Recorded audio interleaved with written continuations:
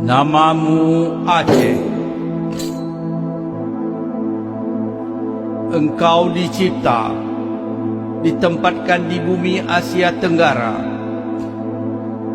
Negerimu diapit oleh Selat Melaka dan Lautan Hindia. Kedudukanmu di pintu gerbang ke Timur Jauh, Pasifik Asia. Pelaut Hindi menyebutmu Aceh, kagum atas keindahanmu. Gerdong, Kulu, Leuser, Selawah saksi atas kegagahanmu. Lok Sedu, Lok Nga, Sabang sebahagian bukti atas kecantikan pantaimu. Harimau, badak dan orangutanmu sasaran penyelidik dan pengamat bumi. LNG, petroleum, hutan tropikal, emas, nikmat Allah akan kekayaan tanahmu.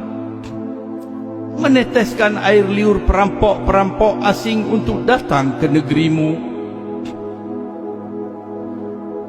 Silih berganti, Portugis, Belanda, Jepang dan kini Indonesia mengeroyokmu, merampasmu, memperkosamu, menjajahmu. Namamu Aceh. Genetik campuranmu unik.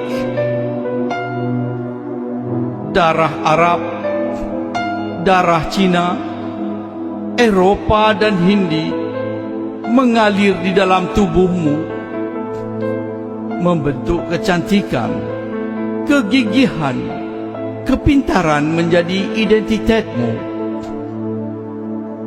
Keramahan, kejujuran, ketulusan hatimu disalahgunakan, disalahartikan. Engkau berikan apa yang ada padamu. Engkau tunjukkan kesetia kawanmu sesama bangsa Melayu.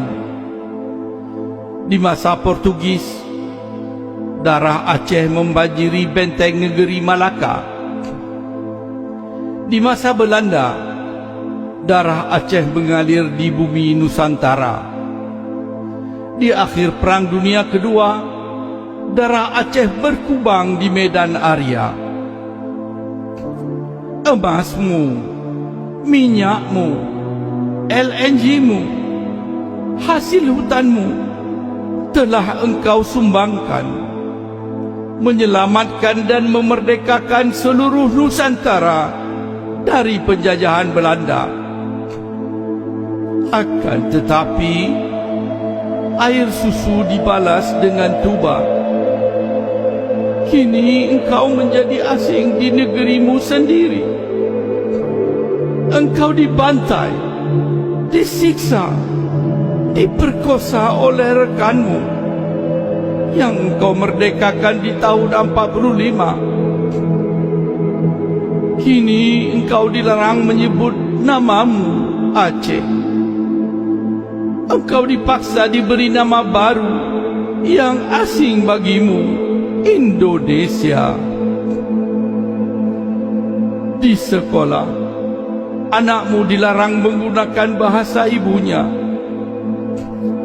Di dunia internasional, engkau dilarang menyatakan hakmu untuk menjadi tuan di rumahmu sendiri, di negerimu sendiri.